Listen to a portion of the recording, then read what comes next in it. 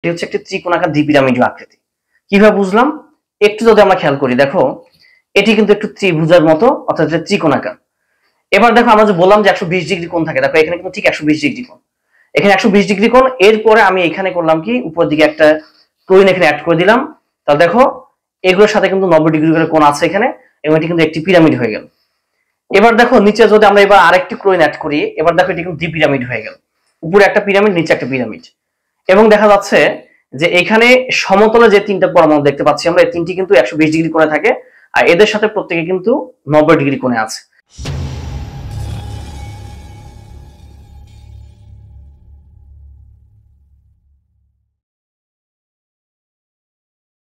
আসসালামু আলাইকুম প্রিয় শিক্ষার্থীবৃন্দ। সংকরণ টপিকটি বই পড়ার পর তোমরা অনেকেই বন্ধনক্রম আকৃতি নিয়ে অনেকে ঝামেলায় পড়ে যাও। এটা আসলে বই পড়ে ক্লিয়ার কনসেপ্ট আসে না। আশা করছি ভিডিওটি দেখার পর তোমার এই সমস্যাটা কখন থাকবে না। তো চলো তোমাদেরকে নিয়ে আজকে আমি বন্ধনকোণ এবং আকৃতির পোস্টমর্টম করে ফেলবো।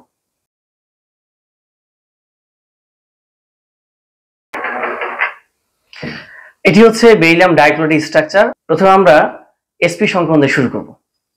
তো এসপি সংকরণের একটা উদাহরণ হচ্ছে বেরিলিয়াম ডাইক্লোরাইড। তো এটি তার স্ট্রাকচার। তো বেরিলিয়াম ডাইক্লোরাইডের এসপি সংকরণ যেটা আমরা এটা জানি যে এসপি সংকরণ হলে বন্ধন কোণ মান হবে 180 ডিগ্রি, আকৃতি হবে সরলরেখী। তো দেখা যাচ্ছে এখানে বন্ধন কোণটা আসলে আমরা নির্ণয় করি কিভাবে। বন্ধন কোণ নির্ণয় করার নিয়ম হচ্ছে কেন্দ্রীয় মৌল থেকে একটি পরমাণু সাইড অ্যাটম আর একটি সাইড অ্যাটমের যে হচ্ছে কৌণিক যে দূরত্ব, একে বলে বন্ধন কোণ। এটিকে যদি আমরা বেরিলিয়াম ধরে নিই এবং এই দুটিকে যদি আমরা ক্লোরিন ধরে নিই, তাহলে দেখা যাচ্ছে যে এই ক্লোরিন থেকে এই ক্লোরিনের ঠিক কৌণিক দূরত্বটা দেখো, এটা কিন্তু 180 ডিগ্রি এবং ঠিক এটা কিন্তু সরলরেখী বরাবর আছে। তাহলে এটি হচ্ছে এসপি সংকরণের উদাহরণ, যেখানে দেখা যাচ্ছে বন্ধন কোণের মান 180 ডিগ্রি এবং আকৃতি সরলরৈখিক। আবার যদি আমরা কার্বনের হচ্ছে খেয়াল করি, কার্বনের ক্ষেত্রে যদি আমরা এসপি সংকরণটা দেখি, তো দেখা যাচ্ছে এখানেও কিন্তু এটা হচ্ছে একটা ইথাইন, ইথাইন অণুতে কিন্তু দেখা যাচ্ছে এখানে অবশ্যই 180 ডিগ্রি হবে। দেখা যাচ্ছে যে এই দুটি কার্বন পরমাণু, এগুলো হচ্ছে কেন্দ্রীয় পরমাণু। এই কেন্দ্রীয় পরমাণু বাদ দিয়ে যদি আমরা সাইড অ্যাটম গুলো চিন্তা করি, এই হাইড্রোজেন থেকে এই হাইড্রোজেনের কিন্তু কৌণিক দূরত্ব মানটা কত, 180 ডিগ্রি, এবং এখানে আকৃতিটিও কিন্তু সরলরৈখিক। এবার আমরা দেখব sp2 সংকরণ একটা উদাহরণ। sp2 সংকরণ একটি উদাহরণ হচ্ছে বোরন ট্রাইফ্লোরাইড। তো আমরা ধরে নিচ্ছি কালোটি বোরন আর সবুজ তিনটি হচ্ছে ফ্লোরিন। তো বোরন ট্রাইফ্লোরাইড বা হচ্ছে sp2 সংকরণ যদি হয়, তো এই ক্ষেত্রে আমাদের জানা আছে যে এখানে বন্ধন কোণ মান হবে 120 ডিগ্রি, আকৃতি হবে সমতুল্য ত্রিভুজ আকার। একটু খেয়াল করো, এখানে দেখা যাচ্ছে যে আমরা এই কেন্দ্র মৌল থেকে সাইড অ্যাটম গুলোর কৌণিক দূরত্ব আমরা বের করব। এখানে দেখা যাচ্ছে একটিকে, এই কেন্দ্র মৌলটাকে যদি আমরা কেন্দ্র হিসেবে বিবেচনা করি, এখানে একটি ফ্লোরিন থেকে আরেকটি ফ্লোরিনে কিন্তু কৌণিক দূরত্ব মানটা দাঁড়াচ্ছে 120 ডিগ্রি, এখানে 120 ডিগ্রি, এখানে 120 ডিগ্রি। তাহলে এখানে 120 ডিগ্রি, এবং দেখা যাচ্ছে যে এই টোটাল যদি আমরা ঠিক কিনারা বরাবর যদি এগুলো আমরা যোগ করে যদি একটা কাঠামো দেখার চেষ্টা করি, এটি কিন্তু ত্রিভুজ কাঠামো। এখন এটিকে সমতলে বলা হচ্ছে কেন, দেখো আমরা এটাকে রেখে দিলাম, একটি তলের উপর রেখে দিলাম, প্রত্যেকটা পরমাণু কিন্তু তলটাকে স্পর্শ করা আছে, এখানে বলা হয় সমতলীয়। এবার যদি আমরা একটু কার্বনের ক্ষেত্রে খেয়াল করি, কার্বনের ক্ষেত্রে দেখা যাচ্ছে এটি একটি উদাহরণ, যেটা হচ্ছে ইথিন। এখানেও কিন্তু আমাদের sp2 সংকরণ থাকবে। এটা দেখে কিন্তু বোঝা যাচ্ছে না যে এটা আসলে 120 ডিগ্রি হবে এবং ত্রিভুজ আকার হবে কিনা। দেখো তোমাকে আমি মিলিয়ে দিচ্ছি। এটি থেকে আমি করলাম কি, এই দুটি হাইড্রোজেন পরমাণু খুলে নিলাম। এবার তুমি খেয়াল করো তো, দেখো তার ত্রিভুজ হলো কিনা, ত্রিভুজ হয়ে গেল। এবং দেখো কোণটা কিন্তু ঠিকই 120 ডিগ্রি করে হয়ে যাচ্ছে। আবার যদি আমরা অপর কার্বনটা খেয়াল করি, তাহলে আবার আমি দুটি হাইড্রোজেন এখানে অ্যাড করে অপর কার্বন থেকে আমি দুটি হাইড্রোজেন এখান থেকে খুলে নিলাম। দেখা যাচ্ছে আবার কিন্তু কি 120 ডিগ্রি হলো এবং এটি ত্রিভুজ আকৃতির হলো। কিন্তু এভাবে যদি আমরা স্ট্রাকচারটা দেখি কিংবা বইয়ে যেভাবে দেওয়া আছে, এটা দেখে কিন্তু বোঝা যাচ্ছে না যে আসলে 120 এবং এটি ত্রিভুজ আকৃতির হবে কিনা। কিন্তু এইভাবে যদি আমরা পার্ট টু পার্ট যদি দেখি, তাহলে কিন্তু একদম ইজিলি বোঝা যাচ্ছে।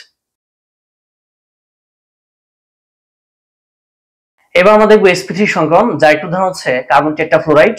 আমরা কালোটিকে ধরে নিচ্ছি কার্বন, আর সবুজগুলোকে আমরা ধরে নিচ্ছি ক্লোরিন। তাহলে এটি কার্বন টেট্রাক্লোরাইড বা sp3 সংকরণ একটি উদাহরণ। আমরা জানি sp3 সংকরণের ক্ষেত্রে বন্ধন কোণ মানটা হবে 109 ডিগ্রি 28 মিনিট, এবং এখানে আকৃতি হবে চতুস্তলকীয়। চতুস্তলকীয় আকৃতিটি আসলে কেমন, আমাদের এটি সম্পর্কে আসলে ক্লিয়ার ধারণা নেই। চতুস্তলকীয় আকৃতিটি ঠিক এরকম, অর্থাৎ এখানে তিনটি পরমাণু স্পর্শ করে থাকবে এবং উপর দিকে একটা পরমাণু থাকবে, এটা হচ্ছে চতুস্তলকীয় আকৃতি। এখন যদি খেয়াল করি, এখানে এই পরমাণু থেকে এই পরমাণু বা এই ক্লোরিন থেকে এই ক্লোরিনের বন্ধন কোণের মানটা হচ্ছে 109 ডিগ্রি 28 মিনিট। এখানে এটার কোণের মান 109 ডিগ্রি 28 মিনিট। এই দুটির মধ্যে দূরত্ব 109 ডিগ্রি 28 মিনিট, এই দুটির মধ্যে 109 ডিগ্রি 28 মিনিট, এখানে 109 ডিগ্রি 28 মিনিট, এখানে 109 ডিগ্রি 28 মিনিট, এখানে 109 ডিগ্রি 28 মিনিট। অর্থাৎ প্রত্যেকটা দিকে একটি পরমাণু থেকে অপর একটি পরমাণু কিন্তু ঠিক 109 ডিগ্রি 28 মিনিট অবস্থান করবে এবং আকৃতি হচ্ছে চতুস্তলকীয়। এবার যদি আমরা এই জিনিসটাই যদি কার্বনের ক্ষেত্রে খেয়াল করি, তো যেমন এর একটা উদাহরণ হচ্ছে ইথেন। ইথেনের ক্ষেত্রে যদি আমরা খেয়াল করি, এই স্ট্রাকচার দেখে কিন্তু কোনো ক্রমে আমরা একদম ক্লিয়ার ধারণা পাবো না যে এখানে সত্যি এখানে 109°28' এবং চতুস্থলক অবস্থা এটা আছে কিনা। আমরা যদি এটিকে এইভাবে ঘুরিয়ে নিই আমি এখান থেকে 3টে হাইড্রোজেন পরমাণু খুলে নিচ্ছি। নিলে এবার খেয়াল করো, দেখো এবার কিন্তু সত্যি সত্যি চতুস্থলক আকৃতি চলে এসেছে এবং বন্ধন ক্রমণ 109°28'। আবার যদি আমরা এই কার্বন আবার হাইড্রোজেন গুলো যদি আমরা অ্যাড করে দিই, অ্যাড করে এবার যদি আমরা ঠিক ঘুরিয়ে নিয়ে এই কার্বন গুলো থেকে হাইড্রোজেন গুলো খুলে নিই, দেখা যাচ্ছে আবারও কিন্তু এখানে চতুস্থলক এবং 109°28' হবে।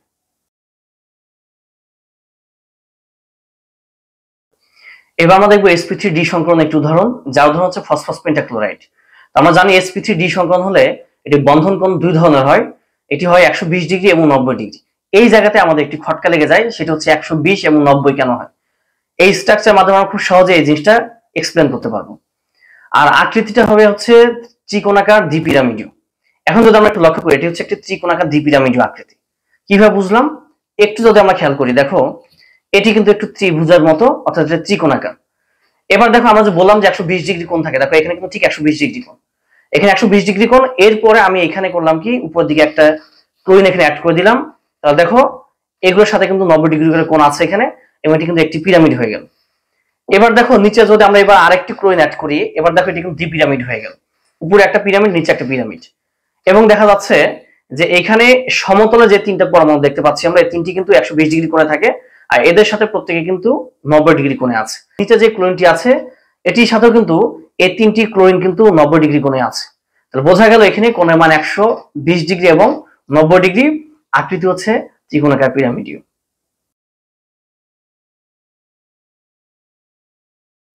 এবার আমরা দেখবো sp3d2 সংকরণ একটি উদাহরণ, যার একটি উদাহরণ হচ্ছে সালফার হেক্সাফ্লোরাইড। তো এটি মূলত sp3d2 সংকরণ একটি উদাহরণ। আমরা জানি sp3d2 সংকরণের ক্ষেত্রে বন্ধন কোণের মান হবে 90° এবং 90°। এই যে এখানে কিন্তু দুই ধরনের আমরা কোণ পাচ্ছি, 90 এবং 90, এটি নিয়ে কিন্তু আমাদের একটু ঝামেলা হবে। স্ট্রাকচারটি একদমই আমাদেরকে এই বিষয়টি পানির মতো পরিষ্কার করে দিবে। চলো আমরা একটু দেখি। প্রথম কথা, এটি হচ্ছে 90° বললাম কেন, দেখো আমরা যদি এটাকে খুলে নিই তাহলে এখানে দেখা যাচ্ছে একটা সাথে একটা 90° কোণে অবস্থান করে। এবার যদি আমরা এখানে উপরে একটি দেই, এদের সাথে দেখা যাবে 90° থাকবে, আবার নিচে যদি একটি পরমাণু দিই আমরা, এখানে দেখা যাবে 90° করে থাকবে। তাহলে হচ্ছে সমতলে থাকে 90° করে, চারটি মতো 90° করে কোণ থাকে, আর উপর এবং নিচেরটির সাথে এই সমতলে গুলো 90° কোণ করে অবস্থান করে। এবার একে অষ্টতলকে বলা হচ্ছে কেন? মূলত যদি আমরা পুরো গঠনটাকে যদি একটি র্যাপিং পেপার দিয়ে আমরা মুড়িয়ে ফেলি, দেখা যাবে এটার 8টা তল পাওয়া যাবে। আমি তোমাদের একটু হেল্প করি, দেখো এই পাশে দেখো দুটি তল, এই যে সামনে একটি তল, আমার পেছন দিকে একটি তল, ঘুরে নিলাম, 4টি তল উপরে পাওয়া যাচ্ছে। ঠিক একইভাবে একটি তল, দুটি তল, তিনটি তল, এদিকে 4টি তল পাওয়া যাবে। 4 যেহেতু 8টা তল পাওয়া যাচ্ছে, এখানে একে বলা হয় অষ্টতলকীয় গঠন। তো এইভাবে মূলত আমরা এই স্ট্রাকচার গুলোর মাধ্যমে খুব সহজে আমরা বন্ধনক্রম আকৃতিগুলো নির্ণয় করতে পারবো। আশা করি তোমাদের ভিডিওটি অনেক ভালো লেগেছে। পরবর্তী ভিডিওর জন্য সবাই অপেক্ষা করো। আল্লাহ হাফেজ।